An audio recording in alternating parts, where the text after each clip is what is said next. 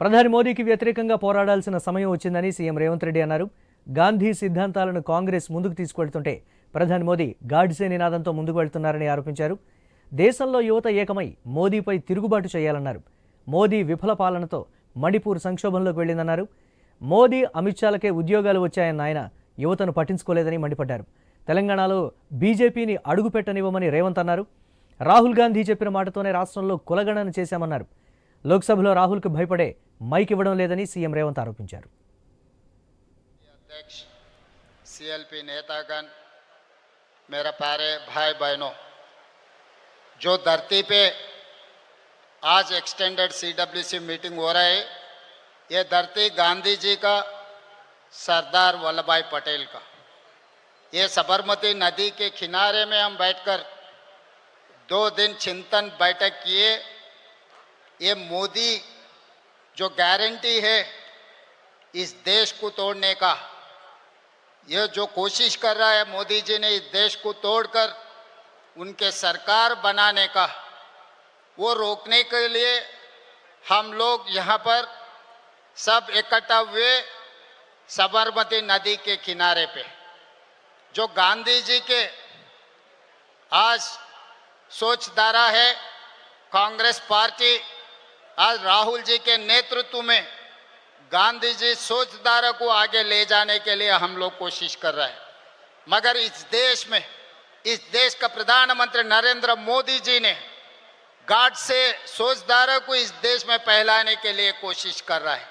इसीलिए आज इस देश में हर गांधी जी का परिवार, राहुल जी का दोस्त और मित्र, इस देश के कोने कोने से नौजवान इकट्ठा होना है। ये गार्ड से परिवार को आने वाले दिनों में रोककर इस देश को बचाने के लिए हम सब लोग इकट्ठा होकर मोदी के खिलाफ लड़ना है। और मोदी जी के जो गारंटी है, दिल्ली में किसानों के खिलाफ काला कानून लागू किए। 14-15 महीने किसानों ने हड़ताल किए दिल्ली में, मगर उन लोगों से चर्चा नहीं किए। मोदी जी का गारंटी है मणिपुर को जला दो। इस देश में किसी को, इस देश मूलवासियों को जीने का हक छीनने के लिए मणिपुर में कोशिश किया।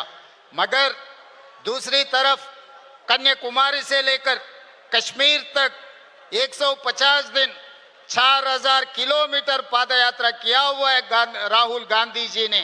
उनके गारंटी, उनके आश्वासन ये दिया हुआ है जाति जनगणन करने के लिए, किसानों का खर्चा माफी करने के लिए, नौजवान बेरोजगार हटाने के लिए हमारे राहुल जी का वादा किए थे। महिलाओं के लिए अच्छा सोचधारा करने के लिए राहुल जी ने हम लोगों को वादा किया था। इसीलिए तेलंगाना राज्य सरकार ने जो राहुल जी ने वादा किया था, जिस दिन तेलंगाना में आए थे, तेलंगाना 4 करोड़ जनता को ये आश्वासन दिलाए थे, कांग्रेस सरकार बने तो किसानों का खर्चा 2 लाख तक माफी करने के लिए वादा किया था। हम लोग 10 महीने में 21,000 करोड़ रुपए 25,50,000 किसानों को खर्चा माफी करके दिखाए। ये राहुल जी वादा ने हमने पूरे किए। और दूसरी बात रहा जनगणना, जाति जनगणना हमने किया इस देश। इसीलिए आज मोदी जी ने डर कर राहुल जी को माइक नहीं दिए लोकसभा में बोलने के लिए। और महिलाओं के लिए बेरोजगार के बारे में मोदी जी ने यह वादा किया था हर साल 2 करोड़ नौकरी देने के लिए। अभी 11 साल खत्म हो गए, 20 करोड़ के ऊपर नौकरी देने वाला था, मगर कहाँ दिए मोदी जी और अमित भाई को, दोनों को नौकरी मिला, मगर हर साल 2 करोड़ जनता, 2 करोड़ युवता को कहीं पर नौकरी नहीं दिया हुआ है मोदी जी ने। इसीलिए आज एक ही मेरा गुजारिश है, यहाँ से पूरा देश कोने कोने पे जो गांधीवादी है, गांधी परिवार है, जो लोग राहुल जी के साथ जोड़कर मोदी के खिलाफ लड़ाई करने के लिए तैयारी करना, हम लोग गांधी जी वारिस बनकर मोदी जी और गार्ड से परिवार को हराना है इस देश में। इसीलिए किसानों के लिए, युवताओं के लिए, महिलाओं के लिए हमारा सोचधारा इस सीडब्ल्यूसी में जो चर्चा हुई है 2 दिन से, यहाँ से हम उम्मीद लेकर, सुझाव लेकर हम वापस जा रहे हैं। तेलंगाना में भारतीय जनता पार्टी को कदम नहीं रखने देंगे। क्योंकि मैं गुजरात या धरती से मैं कहना चाहता हूं, जिस दिन हमको आजादी नहीं मिले, जब हम लोग निजाम सरकार के नीचे रहा था, तब वल्लभ भाई पटेल जी ने नेहरू जी के नेतृत्व में हमें आजादी दिलवाए। इसीलिए जो गुजराती जनता को परिवार रिश्ता है वल्लभ भाई पटेल जी से, मगर तेलंगाना 4 करोड़ जनता को दिल का रिश्ता है वल्लभ भाई पटेल से। हमको जो आजादी दिलाया वो वल्लभ भाई पटेल जी ने, इसीलिए और तेलंगाना राज्य ने दिए, श्रीमती सोनिया जी ने हमारे तेलंगाना राज्य ने बनाया। इसीलिए आज वल्लभ भाई पटेल जी के जो धरती से सोनिया जी के नेतृत्व में हम लोग भारतीय जनता पार्टी को तेलंगाना में कदम रखने नहीं देंगे।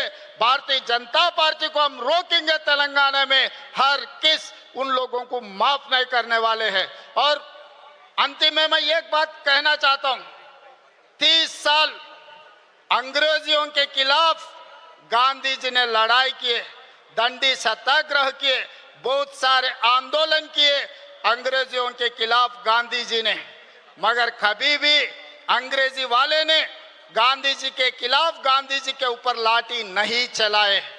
मगर आजादी मिलने के बाद गाडसे के परिवार गांधी जी को 6 महीने भी बर्दाश्त नहीं किए। आजादी मिलते ही गाडसे परिवार ने, मोदी जी परिवार ने गांधी के ऊपर गोली चलाए, गांधी के हत्या किए।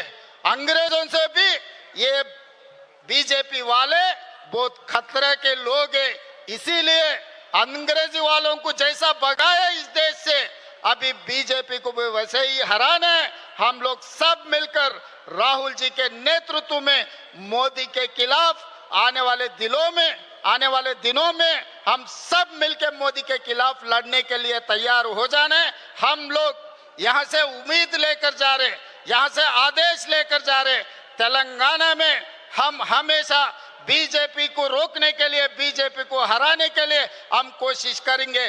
बाकी राज्यों का नेता से मेरा एक ही गुजारिश है, आने वाले दिनों में भारतीय जनता पार्टी को हराने का जिम्मेदारी हर कांग्रेस पार्टी के कार्यकर्ता, हर गांधी परिवार सब ने ये वादा लेकर यहाँ से निकलना है। धन्यवाद मित्रों।